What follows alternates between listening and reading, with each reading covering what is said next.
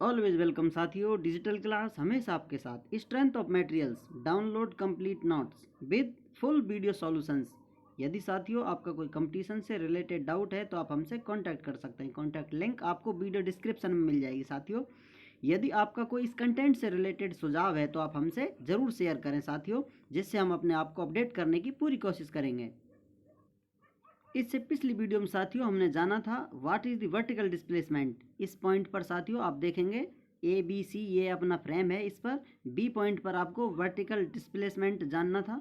किस प्रकार आप देखेंगे साथियों कि इस प्रकार वो प्राप्त हो जाता है। और एक फ्रेम है साथियों जिस पर दो पॉइंट हिंज होते हैं। अक्सर आपने देखा होगा फ्रेम एक पॉइंट पर हिंज होता है। यदि दो पॉइंटों पर फ्रेम हिंज हो, इसमें किस प्रकार रिएक्शन आती है साथियों, किस प्रकार इनका मोमेंट निकाला जाता है, ये सब हमने पिछली वीडियो में जान लिया था। स्ट्रेन एनर्जी मेथड से इनका आप डिस्प्लेसमेंट निकाल सकते हैं आसानी से।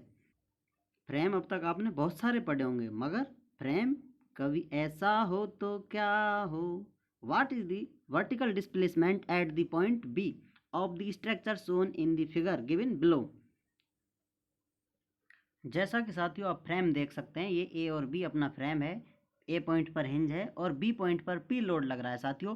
इस पी लोड से इसमें इस प्रकार डिफ्लेक्शन आएगा, जो कि एक्स डायरेक्शन में भी आएगा साथियों और वाई डायरेक्शन में भी आएगा। और एक्स डायरेक्शन, दोनों डायरेक्शन में अपन को डिफॉर्मेशन या डिस्प्लेसमेंट देखने को मिलता है। चलिए साथियों अब हम देखते हैं इसे। देखने में थोड़ी प्रॉब्लम जटिल लग रही है क्योंकि इसमें डिस्प्लेसमेंट या डिफ्लेक्शन एक्स और वाई दोनों के साथ साथ वेरी कर रहा है साथियों। यदि इसे हम किसी एक यूनिट या किसी इकाई के साथ यदि मैच कर पाते हैं तो ये हमें सॉल्व करना आसान हो जाता है। चलिए, जो अपनी ये बीम है इसका ये आर के साथ ही इसकी कोई रेडियस होगी, मान लेते हैं ये रेडियस आर है। यहाँ पर इस प्रकार आप देख सकते हैं, यहाँ पर इस आर की रेडियस इसको आर ले लिया है, जो ये डिस्टेंस अपनी आर है। जो ये वर्टिकल से एंगल बना रही है साथियों, ये कितना है, थीटा। इस प्रकार आप देख सकते हैं। और ये एक्स डिस्टेंस है और ये वाई डिस्टेंस है इस पॉइंट की। इस प्रकार आप देख सकते हैं। We know that. अब साथियों एक हम डी एस स्ट्रिप ले लेते हैं छोटी सी, और इस पर एंगल मान लेते हैं डी थीटा एंगल बना हुआ है इसका। जैसा आप देख सकते हैं ये डी एस स्ट्रिप है और डी एस इनके बीच में एंगल बना हुआ है। ये एंगल थीटा है साथियों, जो कि बना हुआ था इस ट्राइंगल में जो एंगल बना हुआ है ये थीटा है। लेकिन इससे ऊपर छोटी सी स्ट्रिप पे हम स्टडी कर रहे हैं, उस स्ट्रिप पे हम देख लेते हैं डी एस एंगल है, जो कि यहाँ बना हुआ है। इस प्रकार आप देख सकते हैं। अब D S is equal to R D theta होता है दोस्तों, जैसा कि हम जानते हैं arc is equal to radius into angle होता है। इस प्रकार D S is equal to R D theta. अब D S is equal to कर दिया आपने X is equal to R sine theta. यहाँ पर साथियों डी एस, इस आर्क की लंबाई डी एस है साथियों। अब यहाँ पर जो एक्स है इसे हम क्या लिख सकते हैं साथियों, यदि ये आर है, इस प्रकार एंगल बन रहे ट्राइंगल है, तो ये कर्ण होता है साथियों। इस प्रकार ये इसका घटक होता है वर्टिकल, ये होता है इसका हॉरिजॉन्टल घटक। इस प्रकार साथियों इस एक्स को हम लिख सकते हैं आर साइन थीटा, ये इसका वर्टिकल कंपोनेंट है साथियों। इस प्रकार R X is equal to R sine theta, इसे हम लिख सकते हैं। मोमेंट एट स्ट्रिप और पॉइंट डीएस। अब डीएस पर हम कोई पॉइंट ले रहे हैं साथियों, ये डीएस बहुत छोटी स्ट्रिप है, इसको आप एक पॉइंट मान सकते हैं। ये आपको जूम करके दिखाने के लिए या समझाने के लिए थोड़ी बड़ी दिखाई देती है। इस पॉइंट पर आप मोमेंट लेना चाहेंगे साथियों, तो मोमेंट किस प्रकार मिलेगा, ये पी लोड लग रहा है और ये इसकी डिस्टेंस है साथियों। इस प्रकार मोमेंट अबाउट डीएस आप लेंगे तो आपको मोमेंट मिल जाएगा। जैसा आप देख सकते हैं यहाँ पर moment about D S is equal to P X, क्योंकि ये पी एक्स लोड है और ये एक्स डायरेक्शन है।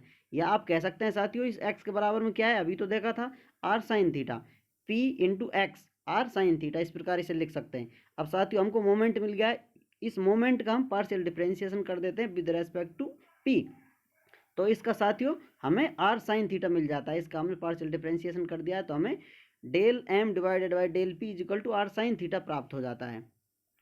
हम कोशिश कर रहे हैं साथियों जो एंगल बन रहा है एक्स वाई डायरेक्शन है, इसको एंगल मेजर कर लिया जाए। मान लीजिए इस पर ज़्यादा लोड लगेगा तो एंगल अपना कम हो जाएगा, थोड़ा कम लोड लगेगा इस प्रकार ये सीधी रहेगी, थोड़ा एंगल ज़्यादा हो जाएगा। इस प्रकार एक एंगल से हम इसका डिस्प्लेसमेंट फाइंड आउट कर सकते हैं। इसलिए इसको हम एंगल में या थीटा में कन्वर्ट करने की कोशिश कर रहे हैं साथियों, इसको सॉल्व करने के लिए सिंपल बनाकर। अब साथियों इन सभी वैल्यू को हम इस्तेमाल करते हैं जो अपनी स्ट्रेन एनर्जी मेथड है, उस टेक्निक से इसे सॉल्व करते हैं। Y B vertical deflection of point B is equal to, limit लगा दिए दोस्तों, इंटीग्रेशन कर देंगे इसका 0 से पाई बाई 2, लिमिट लगा दिए M into del M divided by P into D S. यहाँ पर दोस्तों डी एक्स की जगह डी एस है, क्योंकि हम सारा काम अपना एंगल थीटा पर काम कर रहे हैं दोस्तों, तो ये डी एस हो जाता है। डिवाइडेड बाई ई आई, जैसा आप देख सकते हैं साथियों यहाँ पर डिवाइडेड बाई ई आई है। अब ये दोस्तों लिमिट 0 से π/2 क्यों है? π/2 होता है साथियों 90 डिग्री। अब 0 से कैसे है आप देखेंगे, ये एंगल है साथियों, कितना हो सकता है, या तो इधर आएगा तो 0 हो सकता है, और मैक्सिमम कितना हो सकता है साथियों, मैक्सिमम 90 डिग्री हो सकता है। इस प्रकार ये लिमिट हमने लगाई है 0 से π/2।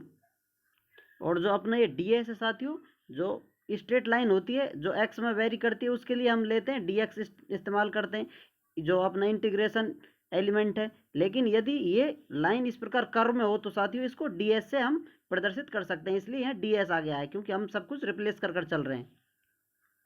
अब साथियों हम मोमेंट और ये del M divided by del P की वैल्यू पुट कर देंगे, जो हमने ये ले रखी है, इन सभी वैल्यू को इसमें पुट कर देंगे साथियों।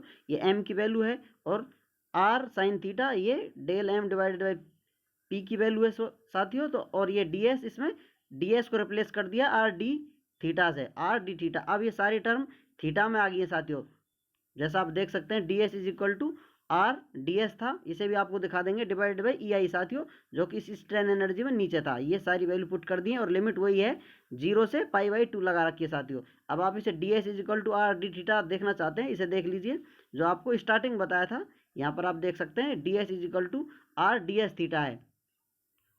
अब यहाँ पर सारी वैल्यूज थीटा में आ गई साथियों, डी एक्स, एक्स वेरिएबल हो तो, और यहाँ वेरिएबल थीटा है, एंगल है साथियों, तो डी थीटा जो हमने लगा दिया है R D theta divided by E I. इस प्रकार साथियों इसका अब इंटीग्रेशन करते हैं, इसे आगे सॉल्व करते हैं, इसमें से कांस्टेंट बाहर निकाल लेते हैं, बाकी इसमें जो वेरिएबल हैं उनका फिर इंटीग्रेशन करते हैं साथियों। तो sine square theta D theta, इसका इंटीग्रेशन करते हैं साथियों, तो हमें मिलता है, इस साइन थीटा को हम रिप्लेस कर दिया है sine square theta into D theta है साथियों, तो इसको 1 माइनस कॉस 2 थीटा से रिप्लेस कर दिया डिवाइडेड बाई 2, 0 से π/2, और ये डी थीटा, क्योंकि साथियों साइन स्क्वायर का इंटीग्रेशन नहीं होता है, इसलिए इनका इंटीग्रेशन करने के लिए, इसे आसान बनाने के लिए हमने इसको कॉस में रिप्लेस कर दिया है। इस प्रकार आप देखेंगे। अब इसको आगे सॉल्व करते हैं साथियों, तो ये कांस्टेंट सेम बाहर आ जाते हैं, बाकी इसका आप इंटीग्रेशन करते हैं, यहाँ थीटा आ जाता है साथियों डी थीटा से, इसका इंटीग्रेशन करते हैं, और इसका कॉस 2 थीटा डिवाइडेड बाई 2 का इंटीग्रेशन करते हैं, तो ये माइनस साइन है यहाँ आ जाता है साथियों, साइन 2 थीटा डिवाइडेड बाई 2। इस प्रकार लिमिट 0 से पाई बाहर आ जाती है साथियों। अब आप देख लीजिए, sine pi is equal to 0, sine pi is equal to 0, sine pi की जो वैल्यू है साथियों 0 के बराबर होती है, जैसा यहाँ लिखा हुआ है आप देख सकते हैं। अब दोनों में साथियों ये अपर लिमिट इसमें और लोअर लिमिट, इसी प्रकार साथियों अपर लिमिट और लोअर लिमिट इसमें इस्तेमाल करेंगे। तो हम साथियों अपर लिमिट और लोअर लिमिट माइनस कर दिया है, इस प्रकार ये माइनस साइन यहाँ आया है। अब इसमें साथियों इसको अभी बताया था आपको साइन पाई, ये π/2 है, 2 थीटा हो जाएगा, तो इसमें पाई बच जाता है, तो ये 0 हो जाती है वैल्यू अपर लिमिट, इसलिए -1 डिवाइडेड बाई 2। अब ये साथियों बीच में लोअर लिमिट में साइन 0, यदि इस थीटा की जगह 0 रखेंगे साथियों तो साइन 0 होगा, साइन 0 का मान 0 होता है, इसलिए ये टर्म सारी 0 हो जाती है। इस प्रकार दोस्तों इसे सॉल्व करने पर हमें final πWR³ divided by 4EI, ये दोस्तों इसका अपन को वर्टिकल डिस्प्लेसमेंट प्राप्त हो जाता है। जैसा आप देखेंगे यहाँ पर YB is equal to πWR³ divided by 4EI प्राप्त हो जाता है। उम्मीद करते हैं साथियों वीडियो में दिया गया ज्ञान आपके कानों में पहुंच पाया होगा। वीडियो को अंत तक देखने के लिए, चैनल पर प्यार बनाए रखने के लिए आपका बहुत बहुत धन्यवाद।